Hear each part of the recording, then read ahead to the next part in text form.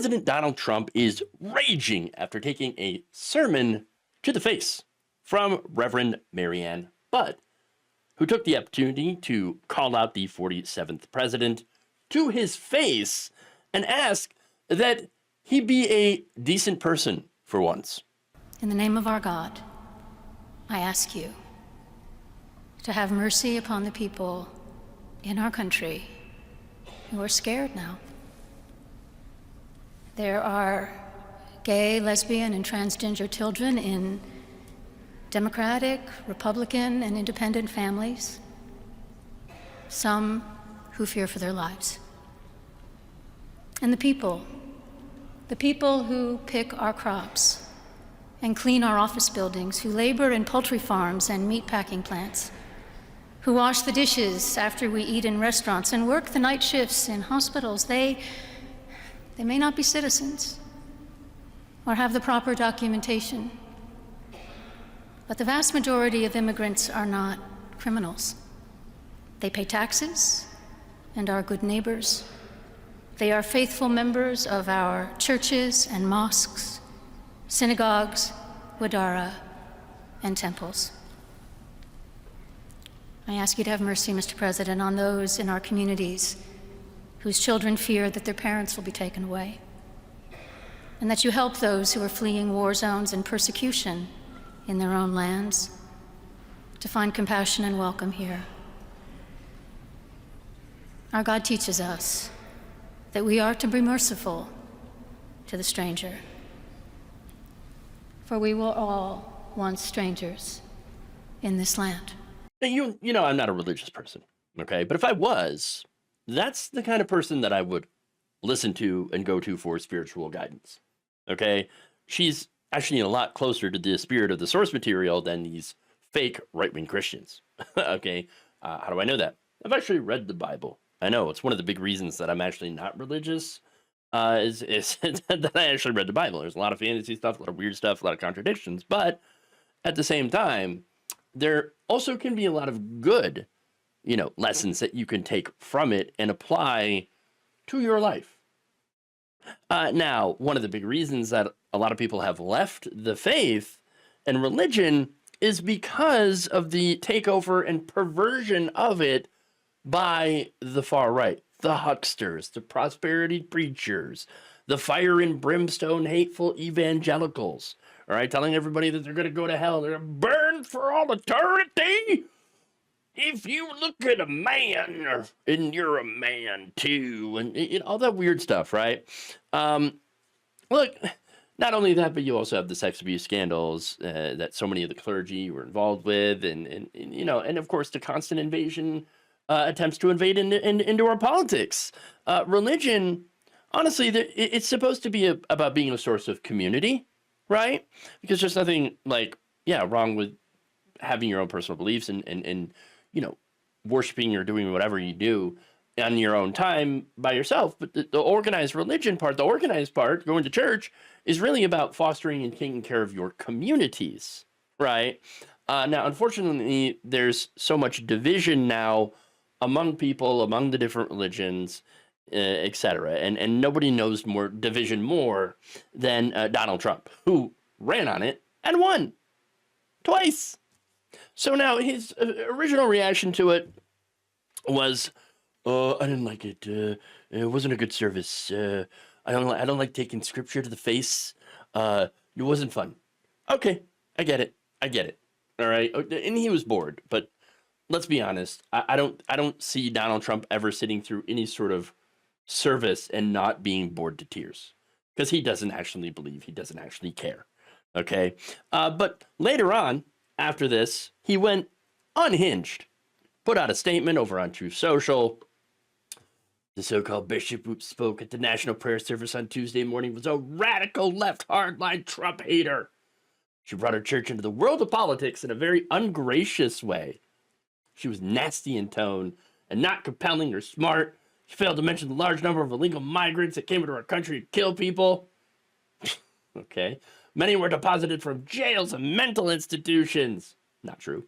There's a giant crime wave that is taking place in the USA. Also not true. Apart from her inappropriate statements, the service was a very boring and uninspiring one. She is not very good at her job. She and her church owe the public an apology. There is so much there from that statement. Number one, church isn't actually supposed to be entertaining. I don't know if you know that.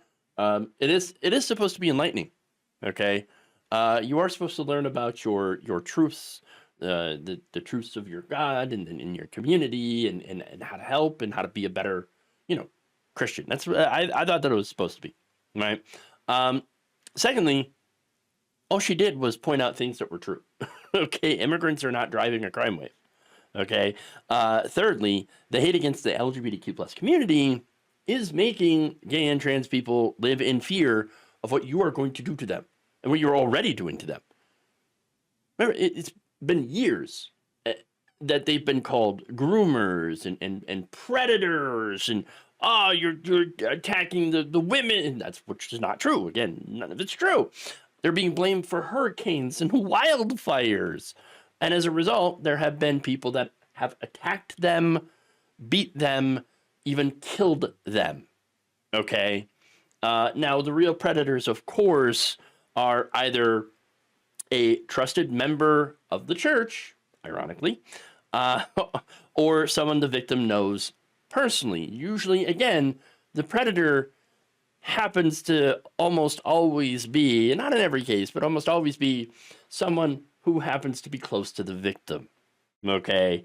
Now, the damage and occurrences of natural disasters, they're increasing as a result of human-driven climate change. And so, that is, by the way, that is something that is bringing migrants to our shores. Look at the Haitian migrants, right? That came over here because of hurricanes. And so, are we just going to stop being a country that helps people, that helps refugees? Under Trump, that's exactly what we're doing. We're becoming a country that hates everyone, that doesn't want to let anybody in, that no matter the circumstance. And so, and not only that, but we are treating the earth like a dumpster, okay, and expecting there to be zero negative consequences. Trump's doing his drill, baby, drill, completely destroying all environmental regulation, etc. Undoing everything that he can when it comes to climate. So, treating the earth like a dumpster, it's not going to go very well. It's not going to be very smart, okay? And speaking of negative consequences, turns out just the act of asking for mercy for these vulnerable communities is too much. Too much for some of them. For example, Tommy Tuberville, all right? He went on Newsmax and he said, "You think you've seen it all. Of course, I've been up here in this clown show for 4 years." You're pretty much the head clown, okay? In Congress, and watch the radical left just spew hate all over the place and push an agenda that I don't even recognize. Spewing hate. You all heard what she said. Is anything that she said hateful? No. If that is considered spewing hate, then these people have a thinner skin than you could ever imagine. Asking someone to, hey, you're in power, please be merciful towards these communities, like the Bible says, because we are in a church. If that's considered to be hateful, come on, man. But that's not the dumbest take. For that, we go to Georgia Republican Representative Mike Collins, who posted the video of Bud speaking and said, the person giving this sermon should be added to the deportation list. Pretty sure she's an American citizen, for one. Secondly, understand that that's someone calling for the deportation of a woman that has an opinion. Is this the free speech that America wants, that the GOP keeps trying to sell everybody? Oh, free speech. We believe in free speech. Oh, I don't like your speech. Deport you. We're going to deport her. We're going to send you to some other country. Wait, American citizen, where are you going to send her? Where are you going to send her? You going to look up her genealogy records and try to find where her ancestors have emigrated from and then send her back? What the hell are you doing? Okay. But apparently, these people are like, oh, no, yeah, it doesn't matter if you're an American citizen. You could be deported for criticizing a sitting president's policies to his face.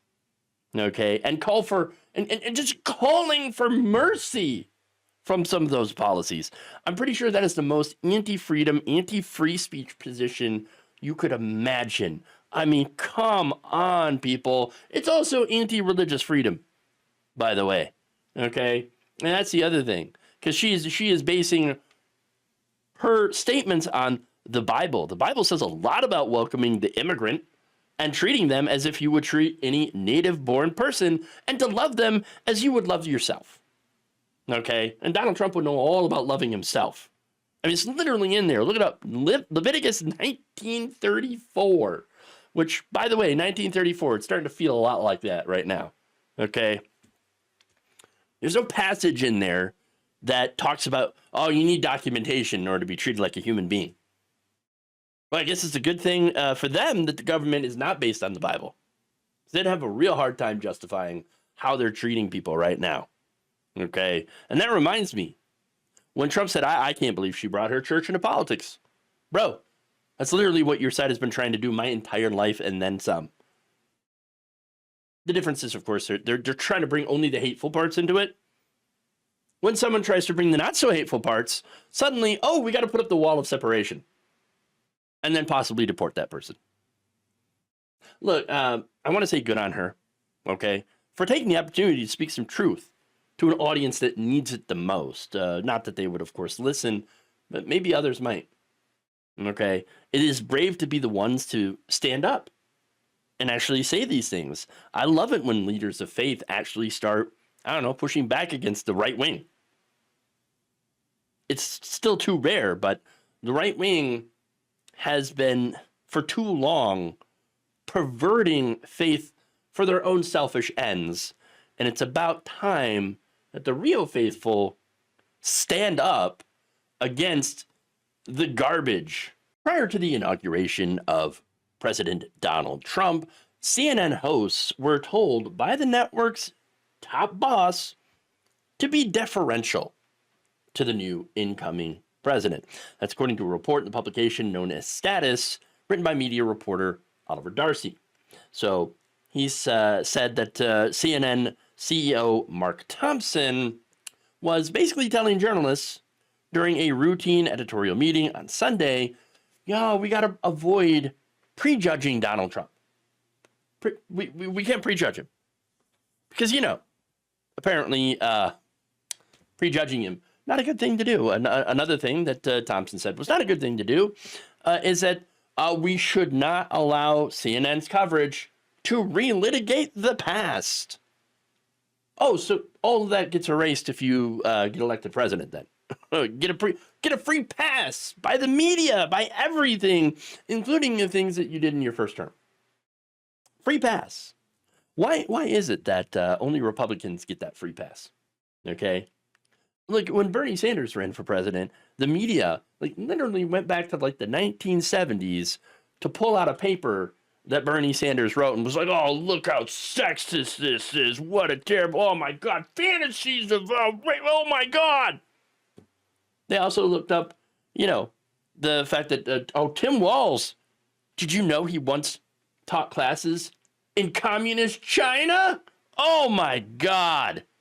The media, you know, double standard here is absolutely infuriating. They're being told, you better keep an open mind about Donald Trump's second term and better not relitigate the past at all. Okay, don't bring up anything. No, none of the scandals, nothing. We're 3 days in to the Trump administration, okay? And he's already started doing the worst things that he promised to do, okay? We're 2 days into it. We're long enough. You know what? It feels like it's been a year so far. But he was told, we were told that he wasn't going to do the things that he's actually doing. Oh, no, he wouldn't he wouldn't do a Muslim ban again. Oops, he's doing a Muslim ban again. Oh, no, he's not going to, you know, pardon all the January 6 people, except that he pardoned all the January 6 people, including the violent ones. Yeah. No, he's not going to go after birthright citizenship. He was just talking. It was just talk, man. Oh, he attacked birthright citizenship, which is a constitutional right. So, yeah. He also withdrew from the World Health Organization for some reason. The Paris Climate Agreement, which of course will implement 25% tariffs on our two largest trading partners, Mexico and Canada, and on and on. I mean, just nonstop, disastrous, executive orders. But apparently, CNN is ordered, hey, journalists, don't do journalism. Don't you dare do journalism. Oh, no. Don't do it. Yeah, go easy on him, okay? And do not bring up his past scandals. That's a big no for you guys. You can't do journalism. You can't bring up anything you did in the past because that would be rude. What do I mean? Oh, I don't know. The sexual misconduct allegations made by over 20 women. Okay. With the attempts to overturn the 2020 election. Can't even bring that up anymore. Okay. Insane. Thompson also urged his on-air talent to withhold any expressions of indignation aimed at Trump or his conduct. So basically, overall, he said the press is not here to hold anyone in power accountable. No, we are here to be subservient to the president. Wait, what? What? That reminds me of the Orwell quote, okay? Journalism is printing something that someone does not want printed. Everything else is public relations. Now, Darcy noted in his call that when the call with Thompson had wrapped up, there was no one there. None of the journalists spoke up. None of them. Basically proving that CNN is now in the business of doing public relations for the Trump administration. They have complied in advance and are absolutely useless. As Darcy writes, Thompson does not want them endlessly poking the eye of the sitting president and believes that Trump should be shown some deference. The whole point of the media is to be, I don't know, like to hold people in power accountable. That's what it was supposed to be. But no. Can't do that. Can't hold the president accountable. Can't hold people in power accountable. No, we're going to be deferential to people in power. And Darcy continues. He says, and he's made it clear that he wants the MAGA movement to have a seat at the table when discussing political topics. I mean, they already have the government, okay? Even if certain pundits do use a platform to make incendiary and sometimes false claims. Sometimes making false claims. No, that's like 90% of the time they're making false claims, okay? But it gets worse. The day after the inauguration, Thompson once again addressed CNN's daily editorial meeting and doubled down on his instruction from 2 days prior, telling them that they could be fair-minded without being tough-minded. How does that make any sense? No, we could be fair without being tough. Really? That doesn't make sense to me at all. Look, this is a great example of the cowardice of the mainstream media. Okay, immediately bending down to kiss Trump's ring. All right, but here's the thing, though. This is what the media does. Mainstream media. Now, it kisses the ass of the powerful. That's it. Now, here's the thing. For a moment during Trump's first term, the media was actually tough on him, right? Oh my God, we're tough on a politician that's in power. Oh my God. But now, no longer. Okay, now they get the kids' gloves on. Okay, and it's because they're afraid of Trump, of course, right? They're afraid of MAGA. Okay, but secondly, and more importantly, they want access to him because access means money, and that's it. Access to him, access to his friends, which happen to be tech billionaires. Okay, this is why mainstream media has completely lost the trust of the American people. Moves like this, it is so shameful how quickly and easily the press surrendered to the right wing. And more importantly, to power. They never surrendered to the left. No, they hate the left. And this shows you like why the media always punches left. They've got no power. We on the left have no power. Okay. What the right wing always calls left is actually more centrist establishment libs. Okay. And so the moderates, right? Not the actual left. Okay. And they know the left has never had, never really has any power. It hasn't had power for a long time. But they'd also know that if they did, well, that might get in the way of their profit margins. Their business model of taking unlimited money from PACs in order to run political ads. You know that millions and millions of dollars get spent political ads that goes right to these networks. Yeah.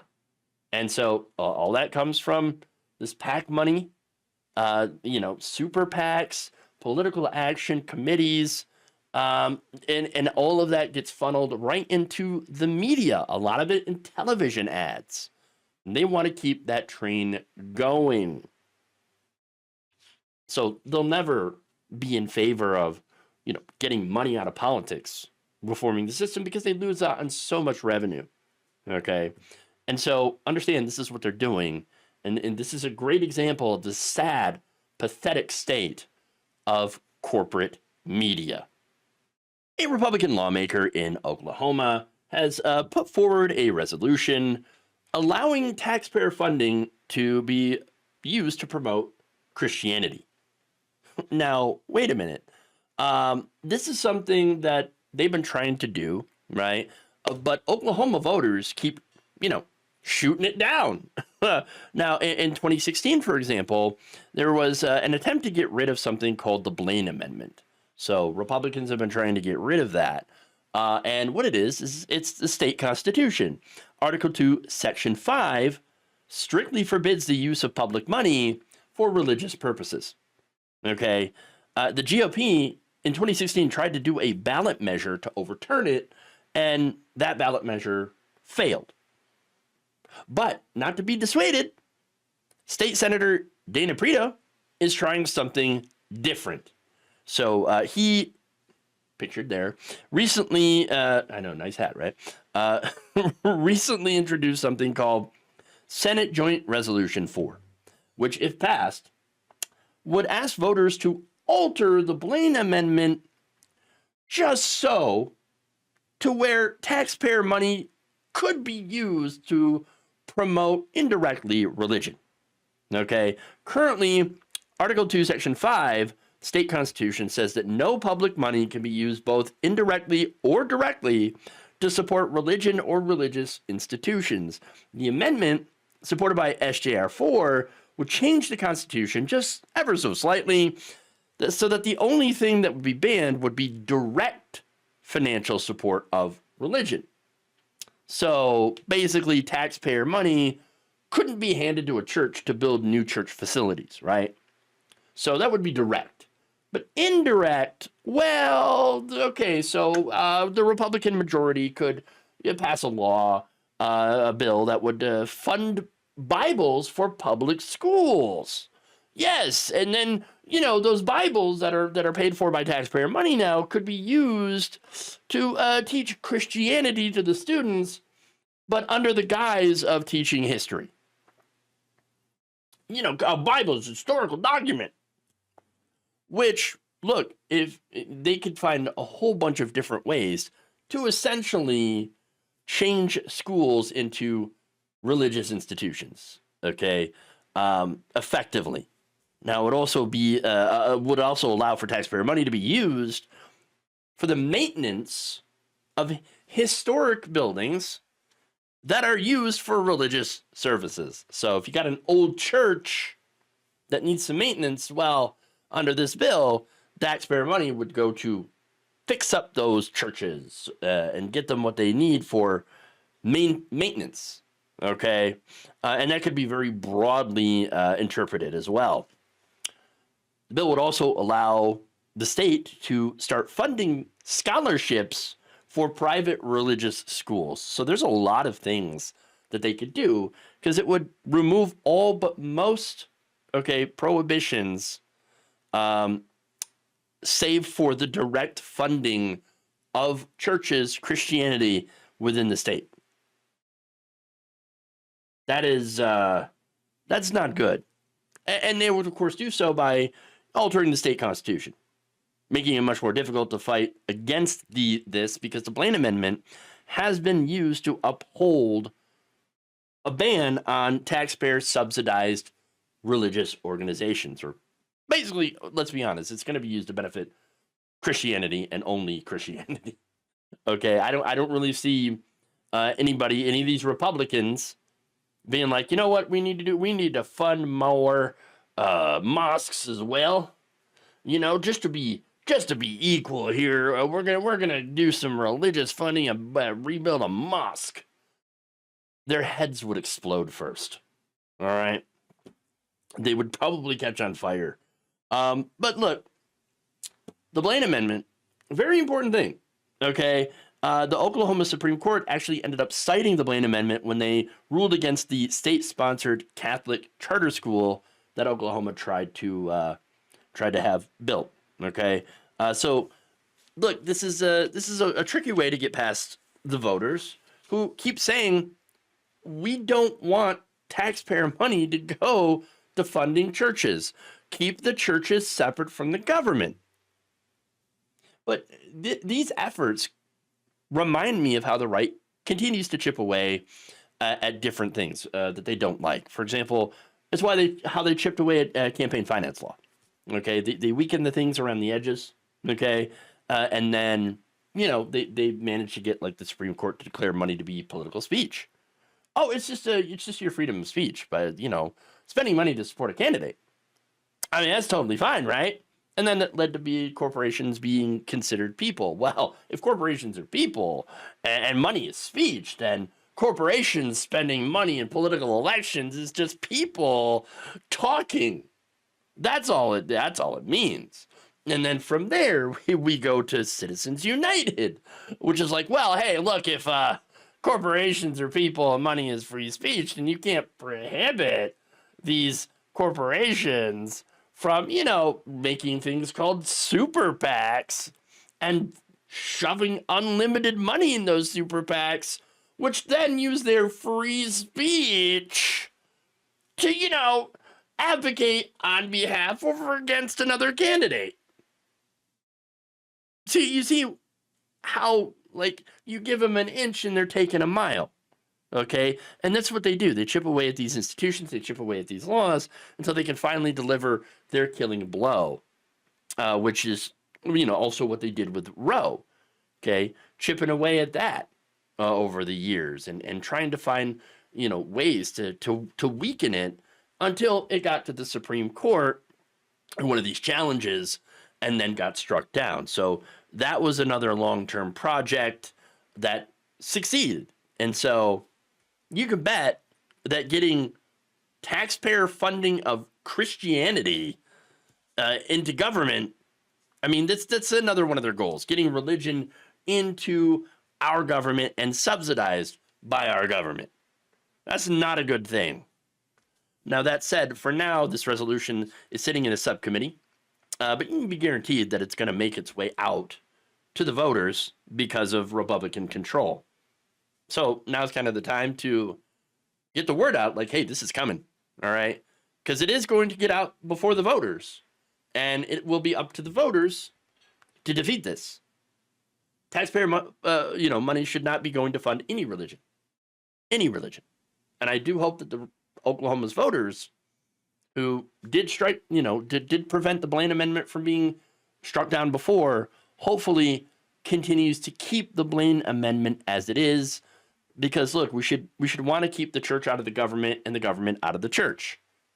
That's how it's supposed to be, because one can easily corrupt the other. And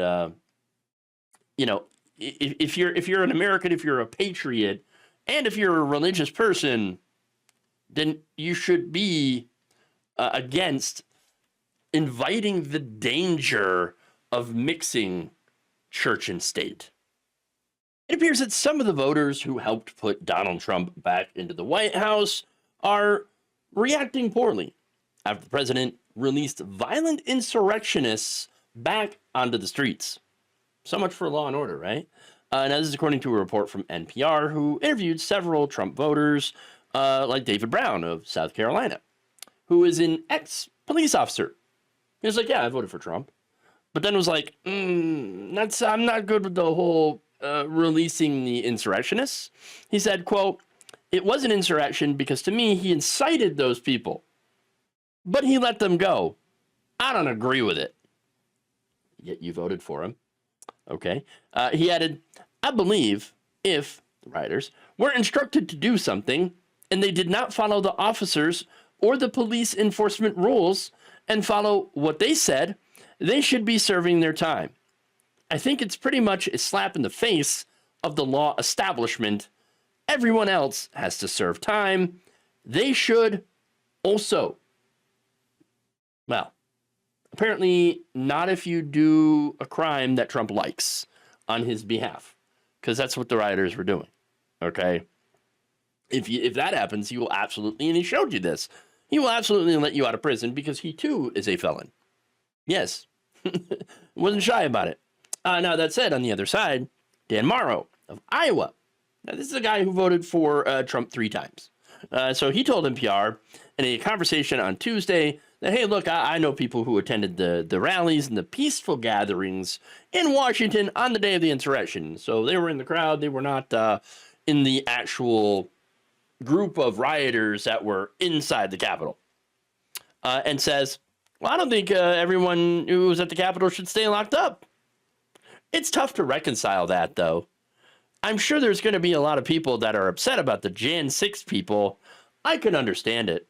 But if they didn't physically accost a police officer, I have no problem with them. Well, again, they're not exactly the problem. Now, are they? I mean, a lot of the, people were hit with parading or picketing in a public building, right? And didn't actually get prison time.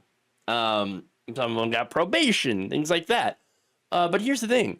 There were violent insurrectionists that were let out. As the famously liberal Wall Street Journal editorial board, famously lib, right, notes that Trump pardoned people guilty of gruesome assaults on Capitol Police, including with wasp spray, brass knuckles, and electroshock devices. These are the people who make up most of those who actually received the lengthy prison sentences. But now those sentences are over. These people are free. They're on the streets now. Okay? The same board writes, what happened that day is a stain on Mr. Trump's legacy by setting free the cop beaters. Their words, not mine. The president adds another. What, you didn't think he was going to do it? He said he was going to do it. There's more. Deborah Elmore, who voted for Trump back in 2016, said she was sickened when she heard the news. Quote, I think it's horrifying. It's against everything that this country is supposed to represent. It's against law and order. Those people were found guilty of their crimes. Now, there was another, person who had showed up during 2016, who showed up to the riot, voted for Trump, and she was arrested. And later on, she's like, oh my God, this was such a dumb idea. I can't believe I did that. I deserve the prison time. She was one of the people that ended up getting pardoned and refused to actually take the pardon because she's like, I did it. I did this. Why would you try to pardon me? But once again, Donald Trump is a felon. Okay. People still voted for him. And he said he was going to do this, and that's what he did. Now, NPR spoke to others who, of course, repeated some conspiracy theories. Of course. This was, it's the Democrats' fault. How? Exactly. It was the Democrats' fault. But this is Marianne Peruzzi, who claimed that there was actually no violent Trump supporters. Oh, no, they were the peaceful ones. It was all Antifa and the Democrats. That's what it was. BLM. Wait, what? Are you serious? Yes, she is serious. But again, okay, so if it was a fault of the Democrats, then who was attacking the Capitol? And why, then? Because I'm going to get to her quote here. She said it was all a farce. Okay, January 6th. I'm really happy that they are pardoning them. Pardoning who? Again, if it was the, and this is all on video, all right? The Trump supporters beating up police officers, those are the ones being released. But if they were actually Democrats and Antifa, then why would you be happy that they're getting a pardon? This doesn't make any sense. I mean, this is a weird crackpot theory. Please make it make sense, because is breaking my brain here.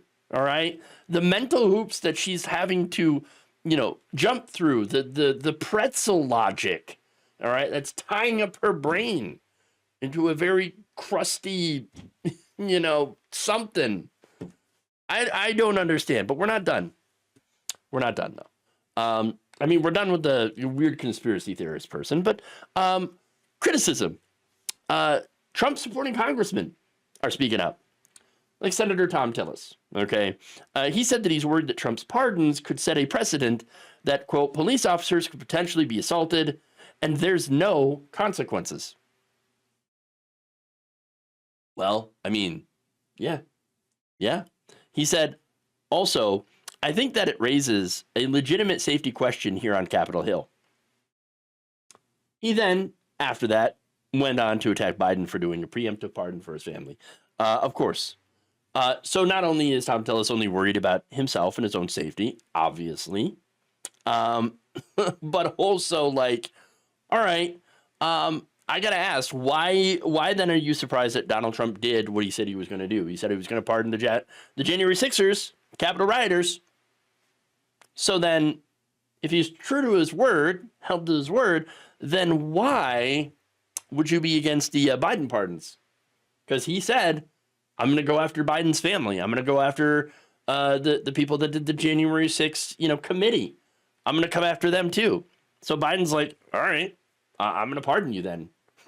Well, it kind of makes those pardons feel a little bit more justified, knowing that Trump has held on to his, his promises of letting violent offenders go, and then wanting to come after, his political enemies. Because we know he was going to come for them. We know he was going to try to make them pay simply for being his political opponents or even being related to his political opponents. Okay. Now, more. This is Senator Jerry Moran, Republican from Kansas, saying, it is wrong to pardon individuals convicted of violent crime, especially when many of the victims of their violence were law enforcement officers. All right. Senator Bill Cassidy said it's not right. People who assault police officers, if they do the crime, they should do the time. Now, you also had Republicans Lisa Murkowski and Suzanne Collins. They put out statements. They condemned the pardons. Others, of course, apparently share the sentiment, but don't want to be public, don't want to speak out. Okay, Lindsey Graham just completely dodged any kind of answer on it, refusing to say anything. That said, on the other side, you got people like John Thune, right, who said basically, oh, we're not looking backwards, we're looking forwards. F off. Oh, but the most ridiculous one here is this from Representative Tim Burchett. Do you agree with President Trump's decision to pardon these violent people and releasing them from jail? If they were truly violent, no, but do I know that they were? I don't know that. What do you mean you don't know that? We're showing the footage on the air right now. Congressman, you were there that day. Oh, I don't know if they were truly violent there. You're watching it right there, right there. These people. My God, man. Okay. But now you've got the International Association of Chiefs of Police and the Fraternal Order of Police that have put out a joint statement saying, when perpetrators of crimes, especially serious crimes, are not held fully accountable, it sends a dangerous message that the consequences for attacking law enforcement are not severe, potentially emboldening others to commit similar acts of violence. And then, of course, the National Association of Police Organizations puts out their own separate statement saying those who commit violent assaults on law enforcement officers should not benefit from a pardon. You know, all of those associations endorsed Donald Trump. Those organizations, that's it. And that's despite the fact that it was actually Democrats that have been funding police, okay? And have all but pulled back on any efforts to try to reform police so that, you know, unarmed Americans, especially black ones, don't get shot like what was happening before, okay? But no, they've given up completely on any sort of police reform and have actually fully funded police. I know, especially passing bills to fund the Capitol Police. And yet these organizations are like, no, we're still going to go with Trump. You know why? Because Republicans give the police even more power to abuse people. That's it. That said, the biggest threat to law enforcement right now actually comes from the right wing. Yeah, the white nationalist militias, the sovereign citizens, the anti-government movements, those are the ones that are putting officers, police, law enforcement in harm's way. And yet, the FBI will barely even acknowledge that there's a problem with, you know, white supremacist movements.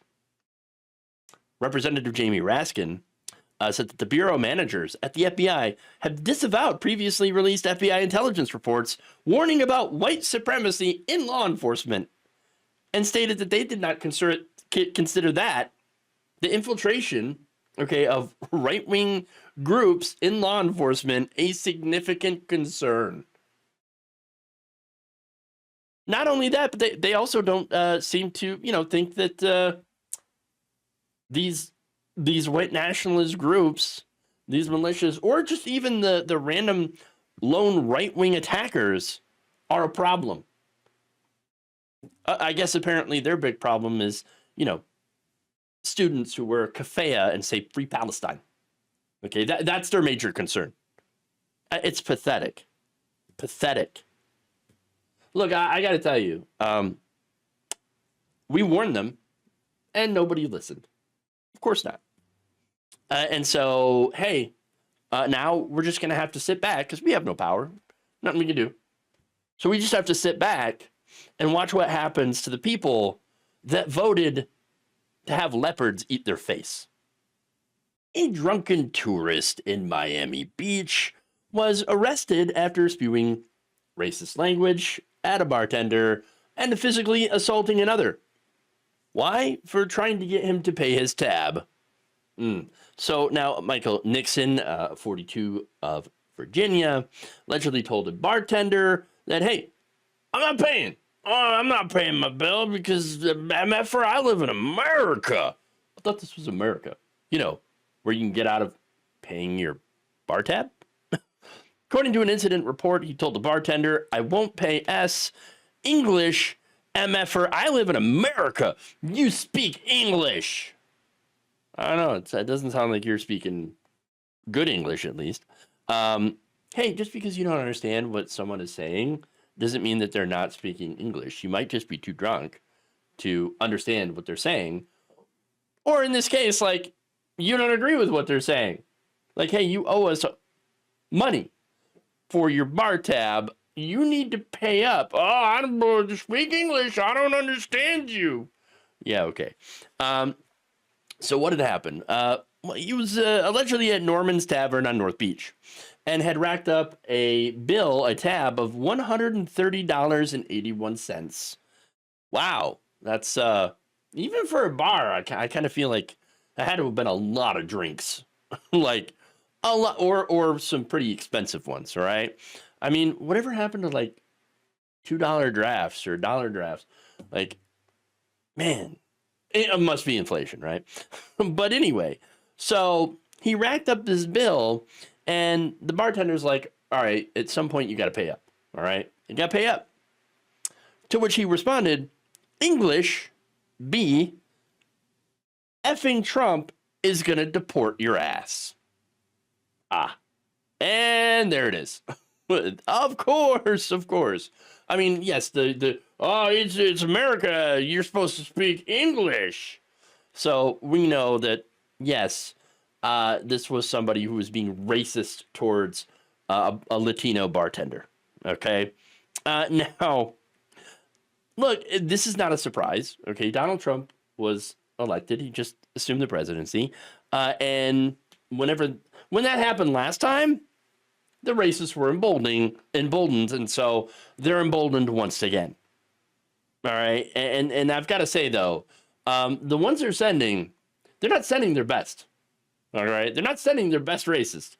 Although, of course, no such thing exists. Okay, because racists aren't good. Now, during this alleged tirade, Nixon exchanged words with the bartender and another employee whom he punched in the face, according to police.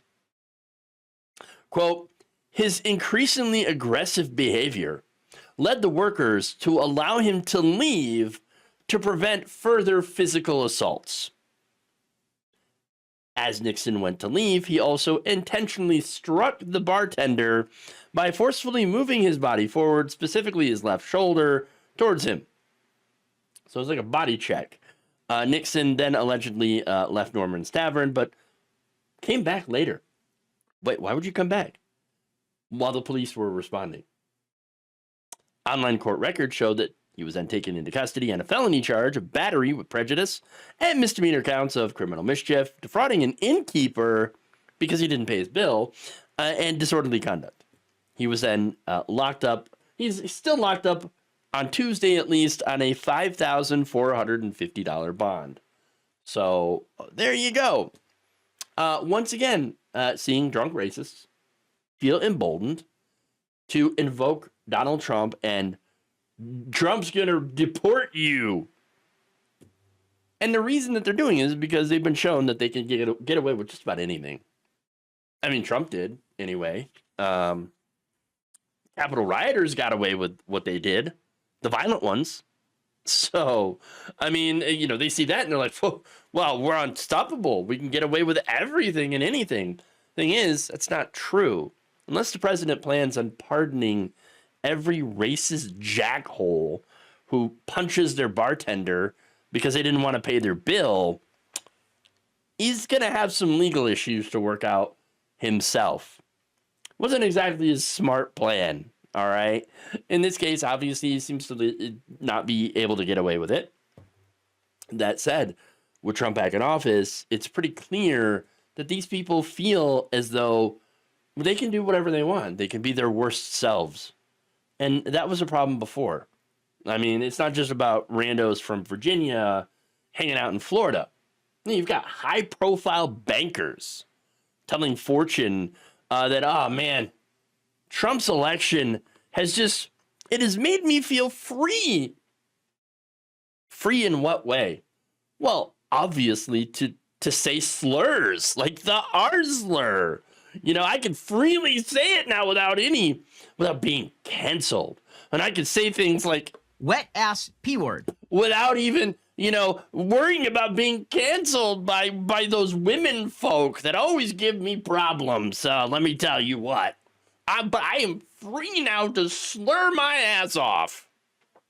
And in some cases, this guy getting drunk and then slurring that he's going to have Trump deport your ass.